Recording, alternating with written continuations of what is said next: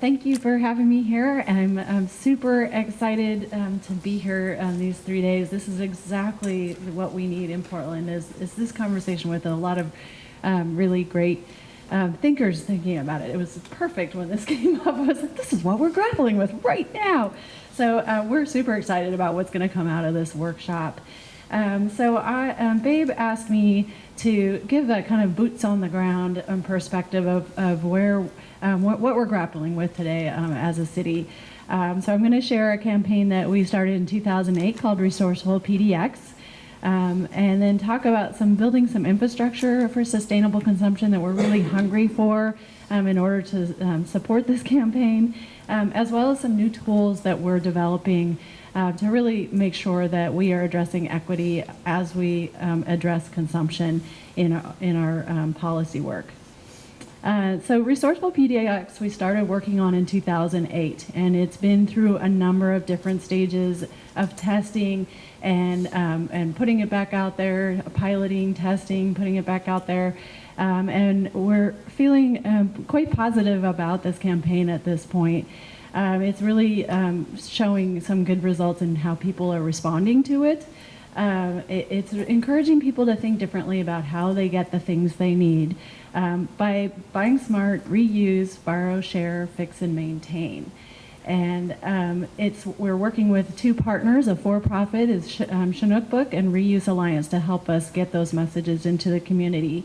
We also work with master recyclers who talk to about 20,000 people a year about this, gathering stories, understanding where people are getting their resources to be resourceful. Our website gets about 10,000 hits a year.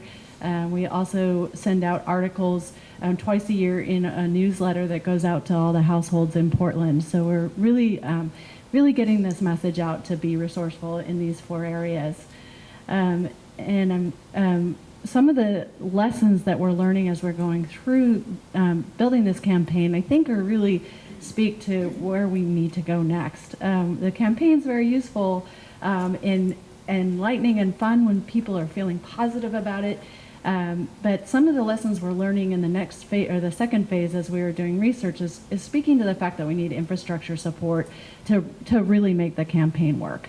It's sustainability, or campaign on sustainable consumption isn't sustainable if people are making those actions and commitments by themselves without the support in the community. What we really found in the last range of testing is that people in Portland really get why. They don't want to be preached about how to, or why they should do it. What are the value behind it? They get it. They think that it's going to make them have more time with their family. It's going to save them money. It's going to make it so that they feel more connected to their community. These are things that they've specifically told us, if I take these 4 action areas, I'm going to feel good. I'm going to also help the environment. Those are the drivers that are making people feel really connected to these ideas. What they're saying, though, is that they don't know where and they don't know how to do these things. And that's what they want us to share with them, not why.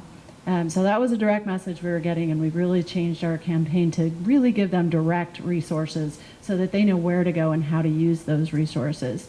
The other thing that we have found is that people are most open to changing what they're consuming when they're at a moment of transition. So when their family is growing, changing, having a baby, getting married, moving in and out.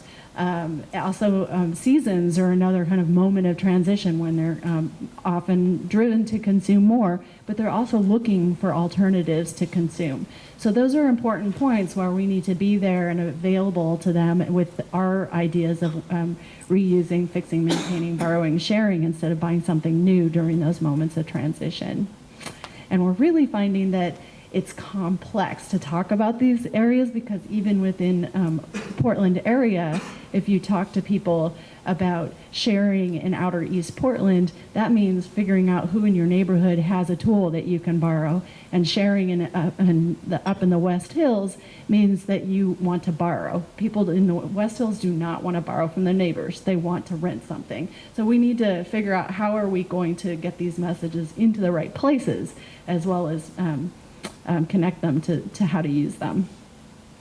And so one of the things we really learned is do not ever connect recycling with consumption. People get locked into just thinking they should recycle, and they're done. However, I feel like I'm hungry for the infrastructure that has made us so successful in recycling in Portland. We are now at a 69% recovery rate in Portland. What's working there? Can we learn from that a little bit so that we can build some of that infrastructure so that people know it's just as easy to consume differently as it is to recycle instead of to throw something in the garbage? And I would argue that these are some of the things that are making it so that we're successful, that we could borrow from these for our consumption campaign and policies. One is about relationships, whether they be informal relationships. We can really directly go to the markets and ask them, what do you want to recycle? How do you recycle it? What contaminates your recycling? We also have very formal relationships where we have contracts out in the community, and those folks are the ones that are doing the implementation of our system. And we need those kind of direct actual contracts with the community in order to start thinking about how we do it around consumption. And the feedback loop of those relationships and the implementation has helped us develop our policies and standards and procedures. And it's made it so we can really count what we're doing, what's moving around, and get some baseline data that's really decades old, so we can really understand where we are now and how we can start setting our priorities in the future.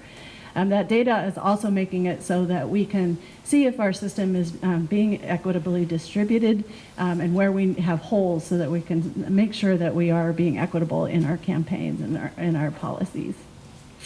So I really feel like those are the lessons. The two core things is infrastructure that includes policies, measurements, and standards, that has a feedback loop, and relationships in the community, the nonprofits and the for-profits. So that we can really start to move to having an infrastructure that supports reuse, borrow, share, fix, and maintain. We're starting to get there a little bit in Portland. Again, we have some great resources that have helped us get there. We've already heard mentioned, we get a lot of great data that we are hungry for and using all the time from the EPA and Oregon DEQ. We have political support. Sometimes we make mistakes, and our leadership is letting us get away with that a little bit, even when we get a hot spot. Sometimes they surprise us because this is all new what the city's doing, and sometimes when it gets hot, they don't tell us to turn the faucet off, just maybe down a little bit for a while. So that's been important. We have the messaging framework. Also, our climate action plan that's going to come out in 2015 will actually mandate that we focus on consumption. Our two major new pieces to our climate action plan will be focused on consumption and equity. So we have to do it after 2015, which will help us move there. I will admit that most of the actions that are in there are really focused on more clear around the consumption side and not the production side. We don't really know how to tackle that. And so the action that we have in there is that we have to come up with ideas in that area. That's about where we're at with that one. And then again, we have this great USDN grant that's working with several other cities that already has been mentioned at one time, that's going to start giving us some measurements around the very specific areas we're working on: reuse, fix and maintain, and borrow and share. We're starting to get a better sense of Portland's carbon emission and how they're related to consumption. And we also have a few wins that are just really on the ground. One of them is through the accessory dwelling units that David mentioned. We learned from research from DEQ that we should really be focusing on smaller buildings if we really want to have a big impact on buildings. And with that, armed with that information, that's where we can do some focus, because we know there'll be impacts. We combined both incentives, having a waiver when people are getting permits that can be up to $12,000 in savings, combined with education with DEQ and Metro's support with a website, as well as a very popular tour that actually has sold out each time that we've done it. And we've seen results almost instantly. Just in a few years, we went from just 20 permits in 2009 to almost 200 permits for ADU in 2013. So it seems to be a really good, we're ripe in making some of these changes when you combine them with incentives and policies and good education. We're also really booming in the sharing community, and we're carefully focusing, not focusing, but it seems to be more booming in Portland is the sharing communities rather than the sharing economy side of it, the real nonprofit organizations. And the city of Portland has been partnering with these nonprofits and promoting and even leveraging the infrastructure that we have in order to help them boom more. So we're promoting the tool libraries, swap and plays, kitchen shares, buying clubs. They're everywhere, and they're growing every day in Portland. We are members of the Oregon Reuse Alliance, and they are a very strong chapter in Oregon. We are having a series of repair cafes that are super popular in Portland now, and we've been inviting them to events that the city actually already has going and are very popular, so that they can continue their popularity. We also are leveraging some programs like the neighborhood cleanups, which is really a nuisance bulky waste program. We did a pilot this year at 3 events where the Reuse Alliance informed how we could do better collection at these events so that reuse is happening there rather than just landfilling. And then at multifamilies, we're finding that one of their biggest problems is the move in, move out, which is that transition moment that we're working on. So we are really working on that. So I'm going to have to skip a bunch because I'm running out, and I really want to make sure that I share with you the tools that we have around equity that we're starting to develop.